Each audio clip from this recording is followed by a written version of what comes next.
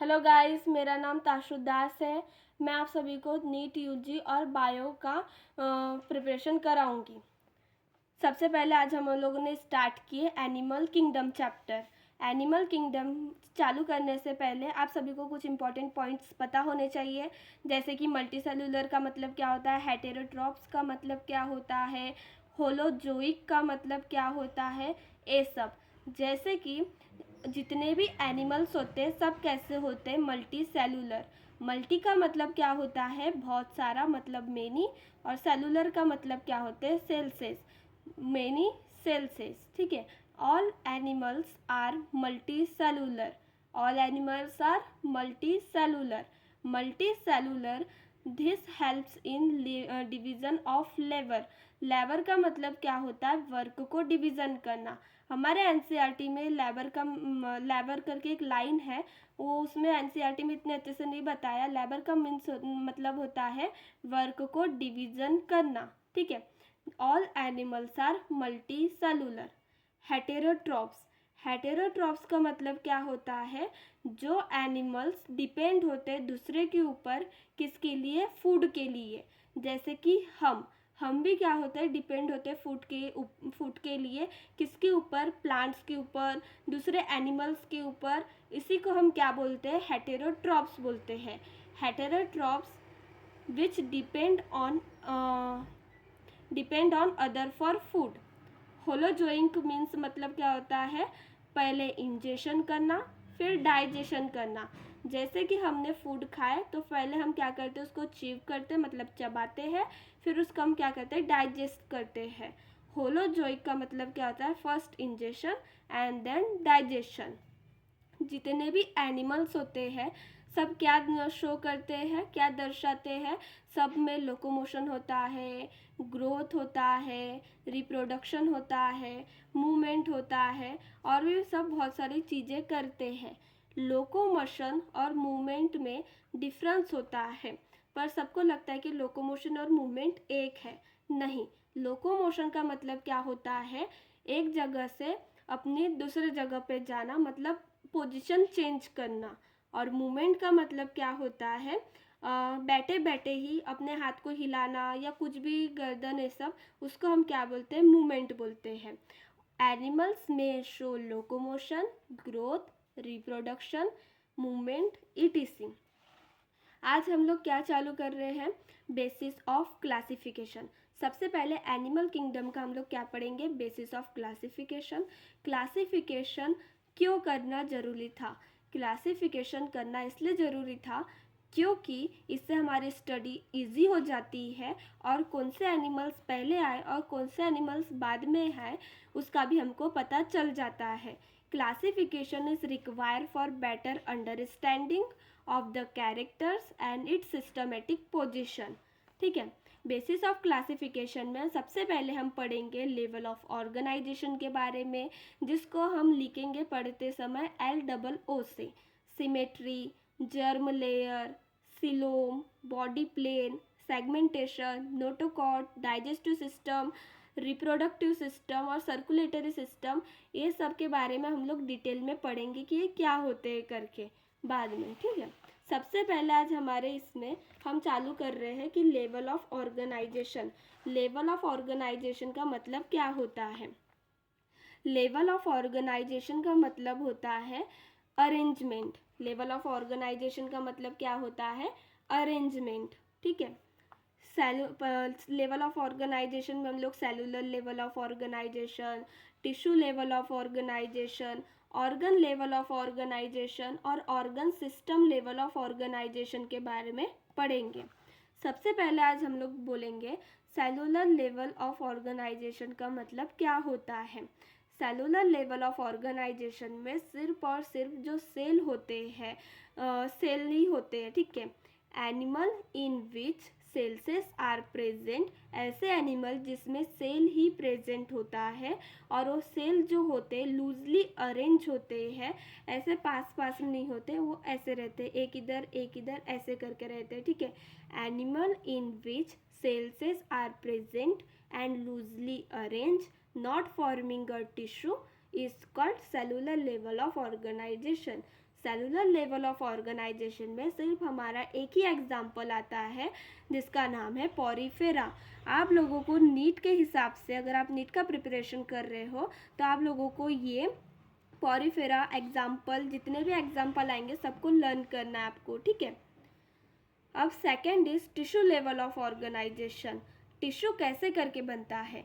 अगर एक जैसे सेल का अगर गुच्छा बना तो उससे हमारा क्या बनता है? टिश्यू बनता है। Similar cells present together forming a tissue is called as tissue level of organisation. Tissue level of organisation में हमारा एग्जाम्पल आता है सिलेंटेरेटा और टीनोफोरा, ठीक है। ऑर्गन लेवल ऑफ ऑर्गेनाइजेशन, अलग अलग टिश्यू मिलके क्या बनाते हैं? ऑर्गन बनाते हैं और एक स्पेसिफिक फंक्शन करते हैं, उसी को हम क्या बोलते हैं? Organ level of organisation, where different tissue organise to form an organ to perform a specific function is called as organ level of organization। organ level of organization में सिर्फ एक ही एग्जाम्पल आता है, उसका नाम है प्लैथीहेल्मिन्थिस, ठीक है। Organ system level of organisation, fourth is organ system level of organisation. Organ system level of organisation में क्या होता है? जो ऑर्गन इसके पहले बने थे उन ऑर्गन को अगर हम लोग अरेंज कर देंगे तो उससे हमारा क्या बनेगा? ऑर्गन सिस्टम बनेगा, जैसे कि digestive system, reproductive system, circulatory system, ये सब। And animals where various organs are arrange to form an organ system is called as organ system level of organisation. जैसे कि एग्जाम्पल एस्केहेलमिन्थिस से लेके जितने भी कॉर्डेरस तक आते हैं सब हमारे किस में आ जाते हैं? Organ system level of organisation में आ जाते हैं। जैसे कि Aschelminthes, Annelida, Arthropoda, Mollusca, Echinodermata और कॉर्डेट्स, ये सब कहाँ पे आ जाते हैं? Organ system level of organisation में। अब सेकेंड इज हमारा क्या चलेगा? सेकेंड में सिमेट्री। हमारा लेवल ऑफ ऑर्गेनाइजेशन कंप्लीट हो गया, इसमें इतना ही है, ठीक है। दूसरा क्या है? हमारी सिमेट्री। सिमेट्री का मतलब क्या होता है? सिमेट्री का मतलब क्या होता है? किसी भी अगर प्लेन को हम लोग पास करते हैं हमारे सेंट्रल एक्सिस से और डिवाइड होती है किस में? देखो, जैसे ये एक बॉडी है, ठीक है, ये एक बॉडी है समझ लो। इसको अगर हम लोग ने बीच से अगर कोई भी एक प्लेन को पास करेंगे, इधर से हो या इधर से हो, इधर से हो, अगर ये दो इक्वल भागों में क्या हो रही है? डिवाइड हो रही है, तो इसको हम क्या बोलेंगे? सिमेट्री बोलेंगे, ठीक है। Any plane passing through the central axis divide animal body into equal half। इसका मतलब क्या होता है? सिमेट्री, ठीक है। सिमेट्री में हम लोग तीन तरीके के सिमेट्री के बारे में जानेंगे। एक होता है हमारा एसिमेट्री, रेडियल सिमेट्री और बायलेटरल सिमेट्री। अब एसिमेट्री का मतलब क्या होता है? अगर समझ लो कोई भी ऑर्गेनिज्म है, उसको हम लोग बीच से डिवाइड कर रहे हैं, फिर भी वो दो इक्वल हाफ में डिवाइड नहीं हो रहा है, तो उसको हम क्या बोलेंगे? एसिमेट्री बोलेंगे। When any plane passing through the central axis can not divides the organism into equal half, it is called asymmetry।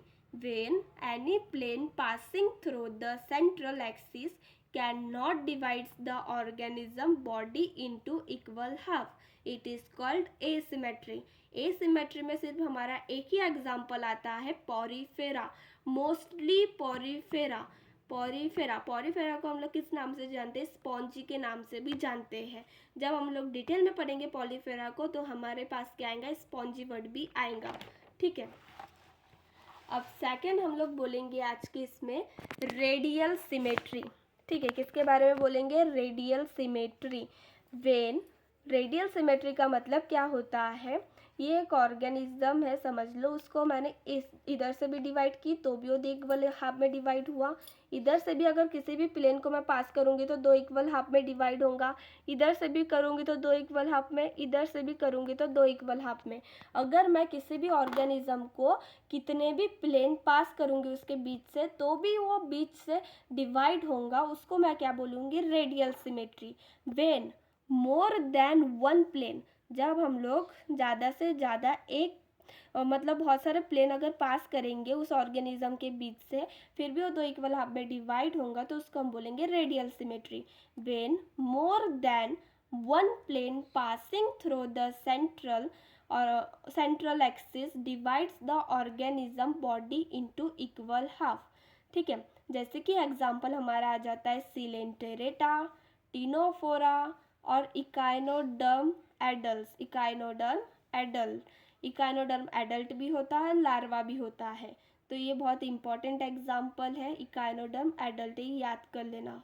ठीक है। बायलैटरल सिमेट्री, बायलैटरल सिमेट्री का मतलब क्या होता है, सिर्फ एक प्लेन अगर हम उसके बीच से पास करेंगे तो दो इक्वल हाफ में डिवाइड होगा, उसको हम क्या बोलेंगे, बायलैटरल सिमेट्री। जैसे कि ह्यूमंस, हम ह्यूमंस हैं, तो हमारे बीच से अगर मैं ऊपर से ऐसे ऐसे करके एक प्लेन पास करूँगी तो क्या हो रहा है, हमारा इक्वल डिवीज़न हो रहा है। एक ही प्लेन पास करेंगे तो इक्वल डिवीज़न होगा, यहाँ से ऐसे ऐसे करेंगे तो इक्वल डिवीज़न होगा क्या, नहीं होगा। इसलिए सिर्फ एक प्लेन किससे पास होती है और वो इक्वल हाफ में डिवाइड हो जाता है, उसको हम क्या बोलते हैं, bilateral symmetry. When only one plane passing the organism into central axis divides the organism body into identical right and left half, it is called bilateral symmetry। जैसे कि इसमें एग्जाम्पल आ जाता है हमारा प्लैथीहेल्मिन्थिस से लेके कॉर्डेट्स तक, और इकाइनोडर्म भी आता है, पर इकाइनोडर्म लार्वा वाला आता है। रेडियल में क्या आता है, इकाइनोडर्म एडल्ट, और बायलैटरल में क्या आता है, इकाइनोडर्म लार्वा। ठीक है, तो गाइस आज हमारा यहाँ तक ही था, कल हम लोग इसके आगे का भी करेंगे। अगर आपको ये वीडियो अच्छा लगा होगा तो आप प्लीज़ सब्सक्राइब करें, लाइक करें। ठीक है, थैंक यू।